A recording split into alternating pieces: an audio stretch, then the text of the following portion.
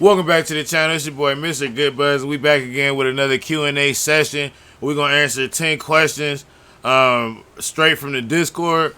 Before we always get started, I always like to mention what we currently growing under, just as tradition. So we got currently 3 current grows. We got, well, one actually is empty right now, but the one that's empty is the 4x4, formerly known as the Photo Booth.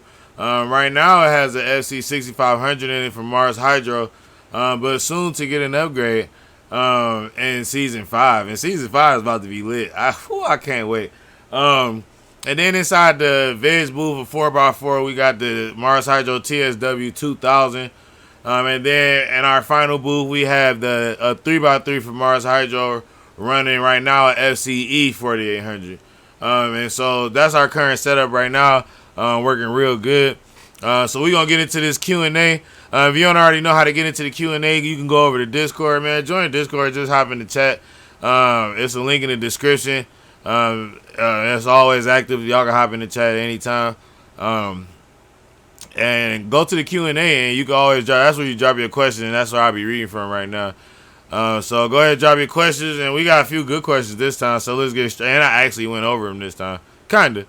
Maybe I should go over one more time real quick. Before we get into it, let's have a quick word from the sponsors.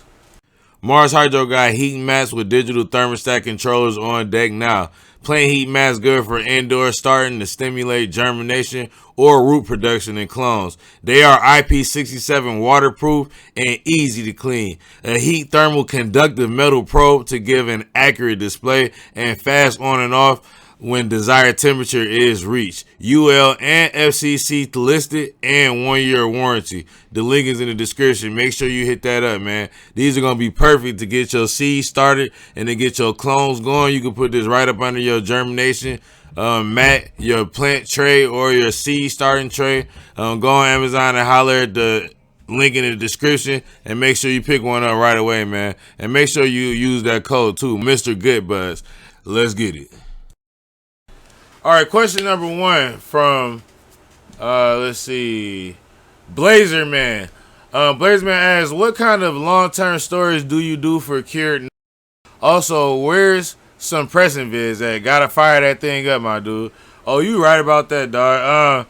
For long-term storage, I keep my stuff inside of the jars for long-term. I found that it's the best inside the jars. Even though I do the vacuum sealing, I do the vacuum sealing only for a week. Then they go back to the jars. Cause I told you I actually had the OG. We had so much of it. I decided to keep it in the turkey bag, like I be seeing people do. And I had some in my personal, and I had kept it in the. I don't know if I should have said the name of that. Whatever. I kept it inside the in a jar, and it turned out that the stuff that was in the jar was way more moist, and just the stuff that was inside of the bag was very dry. It was a lot more brittle, and I found that the stuff in the jar was just like it was when I put it in there, when I first put it inside the jar. So for maintaining for a long-term storage, now I have done an experiment lately, and I got some OG inside of a vacuum seal bag that I'm going to leave in there for a while. Probably for a couple months, just to see how it turns out. And if I like that more than it being in the jar, then I might not even crack them open. I might just leave them in there. We going to see. And as far as the press, bro, I actually been lately looking at, and I want y'all to comment down below. I've been looking up the best way I've been wanting to make some rosin and make use of all this damn trim that I got. And I need to learn more about the press for the most part, but I've been looking at lately. What I want to know is what's better for making rosin, and we talking dispensary, you know what I'm saying, selling it when we open a dispensary. So I was wondering what's more economic, pressing the trim and making rosin directly, which I know doesn't make great rosin, or doing the bubble runs from the rosin and then doing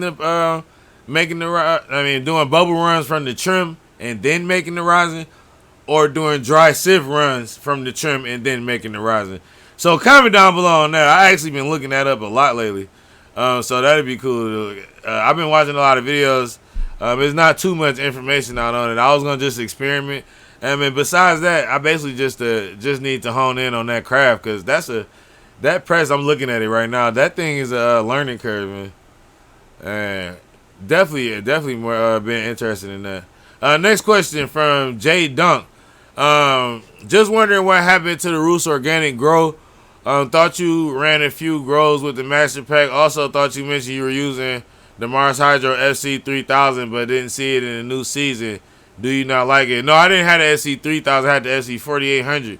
But with the Roots Organic Grow, I just found that what happened was I didn't use the whole thing, the Master Pack at that time, and I got a bad deficiency, which is what happened with the OG when I had the one run. When I used it all together, it was great. The Master Pack was good. It worked all good all together. But when I tried to use parts of it without the rest of it, it didn't do well. The thing about using these different nutrients and these nutrient companies is that it's pretty much a sales gimmick. Like they use, and which I'll get into the last question of why I chose to use what I use. And the organic wasn't the only reason why I chose to use the nutrients that I use. I'll get into that towards the end because that's the last question. I told y'all I read them this time. But they want you to buy all their shit, and a lot of that shit separately barely has any nutrients in it, and that shit barely do shit. And so it works way better when you got something that got a whole that has everything that you need all in it, and it's just a lot of nutrients, and you just feed it. It's just like nutrients for plants. If you know the nutrients that your plant need, just give it to them in different ways that they have it available. Damn, I almost answered the damn question. So that's what happened with the one girl. I just didn't use the whole Master Pack. The Master Pack worked good all together. I do highly recommend the Master Pack, but I also highly recommend finding a way not to have to buy all that shit to feed your plants the shit that you know that they need. So next question, 100 proof. Have you ever had a strain flower into 12 weeks before amber starts to show on Trichomes? Also, what percentage of amber color do you look for to make sure it's mature? I did. I had the one. I had the autoflower, the amnesia. I'm trying to remember, was it just amnesia or amnesia something? I'm pretty sure it was just amnesia, but that shit was really good, and it was one of those long week flowering strains. The Trichomes got very amber. That was back when I was checking Trichomes heavy, when I could still find my jeweler's loop and my LED microscope worked and all that stuff. I need to get some more because I like to having that stuff in the videos. But it was a nice. I looked for.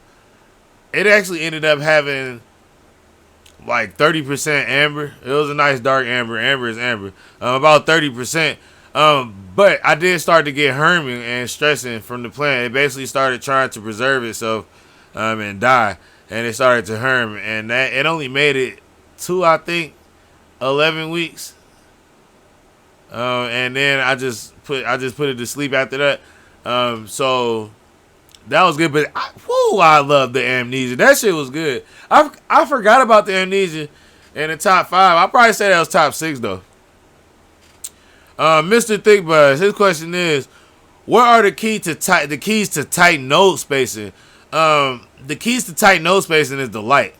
Not too much light, but you need enough light. It has to be the proper amount of light. And the other key to node spacing is the genetics. Some genetics just stretch like a motherfucker. So if you got something that's just stretchy, it may not matter how close the light is, but generally it's the light and other plants, and that means allowing it to have the good defoliation, good plant spacing, and good airflow through your garden. All that stuff basically is all to get good light penetration, and that's what helps out with. That's the key to it for me.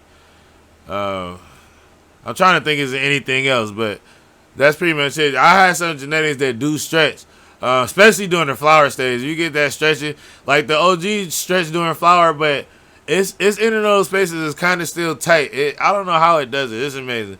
And Mr. Thickbuzz again, how fast do trichomes go from 5% to 10% to 20% to 30% and so on and so forth? I noticed that most of my trichomes still be clear throughout about week 7. They still be clear as hell.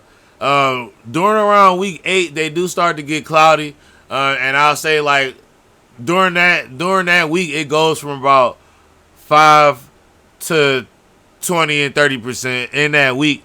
And during the final week, it goes to full cloudy, and that's when I normally start to see ambers pop up.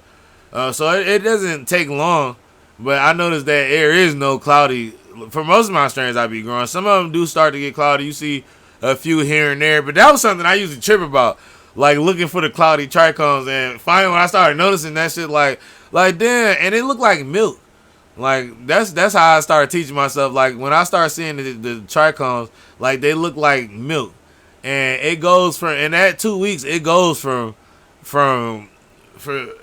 and sometimes for the 3 weeks, it could be from the 3rd week, but for the most part, in those 2 weeks, it goes from 0 to 100% cloudy. For most strains, some strains go longer. Like the amnesia, it actually did take a longer time for those trichomes to even get cloudy. And that was later instead. That was later. So, and that was why I was sure about letting it go longer. Was because I was watching it. And a lot of that stuff does do be very accurate. It is always best to check your trichomes on all plants. And I definitely need to get me.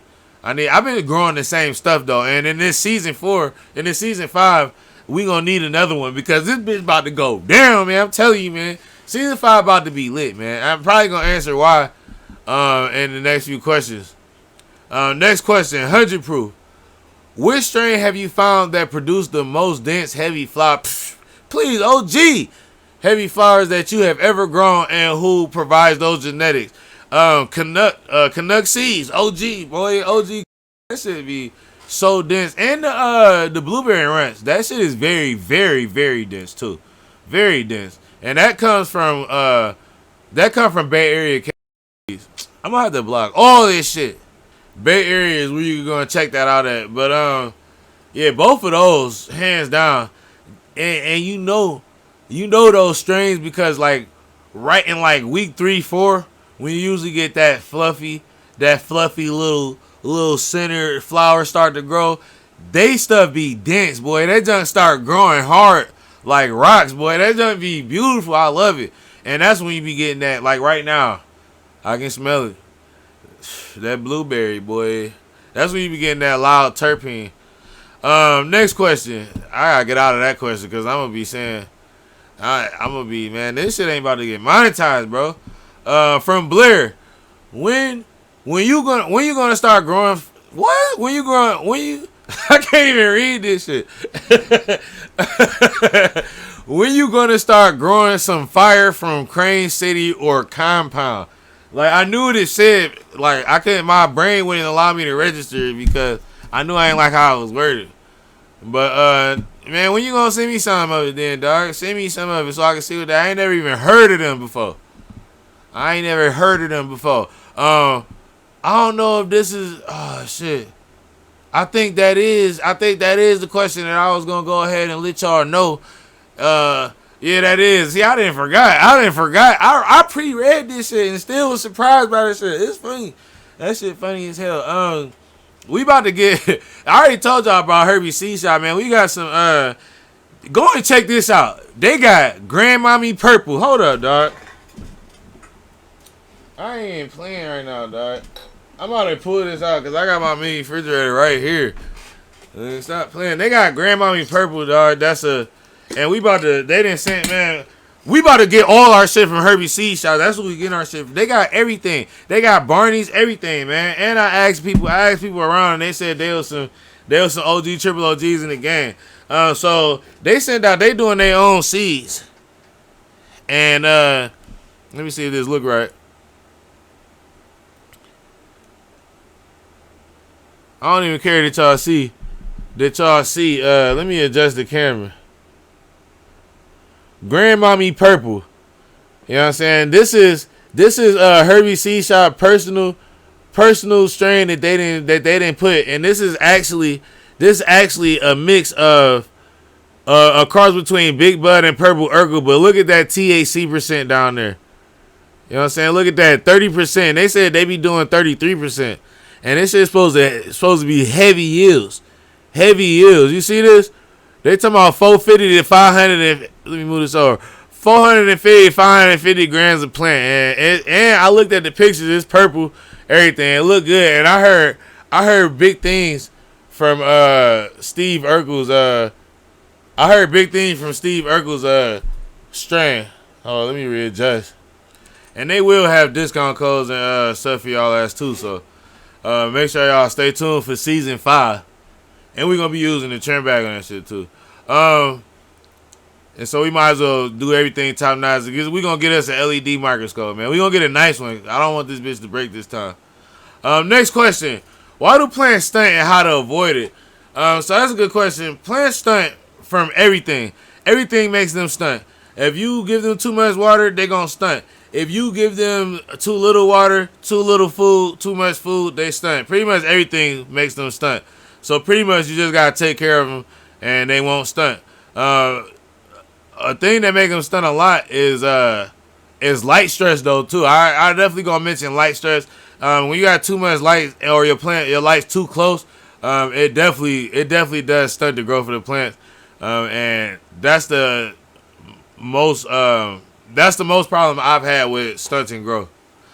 And yeah, for sure. And the last question from G Mix: flushing. How often am I watering the plant?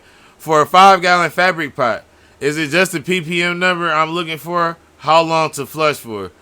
So the amount of time I flush for the last 2 weeks. Now flushing depends on what you're using and what type of nutrients you're using. If you're using organic nutrients, you don't really have to flush. You just plain water the last 2 weeks, and that's it. If you're using dry nutrients, it's the same thing with the dry organic nutrients. Now, if you're using chemical nutrients, sometimes it is necessary if you going heavy. Now, in the last 2 weeks, you could just water those plants with chemicals if you're not going super heavy, but you do get built up, and chemicals. I don't use chemicals, but when you're using chemicals, it is best to lower those ppms down. Let me look it up for y'all niggas. About 0 to 400 ppms is what you're looking for. And really it doesn't matter.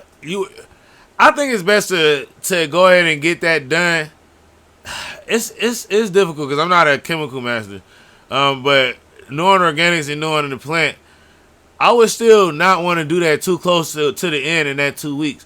So I will go ahead and I will start off heavy in that 7th week, or that 8th week, my bad. In the 8th week, I will start off with a heavy flushing of water, and you can do flushing in the tub and all that if you want, but I think just a heavy water and a heavy runoff should do it.